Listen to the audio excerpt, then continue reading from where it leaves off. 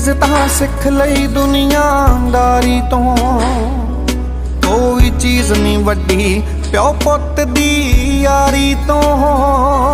रब्बा खोलवी ना खुशियां दा तू बन डाकू, मेरी उम्र तैनू लग जावे जिउंदा रह बापू, मेरी उम्र तैनू लग जावे जिउंदा रह बापू।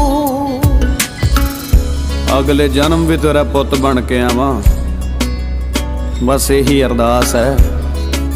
वो लोग जहाजां ते लख चढ़दे होणगे बापू, मेरे लिए तेरे मोढे ही बिजनेस क्लास है, मेरे लिए तेरे मोढे ही बिजनेस क्लास है।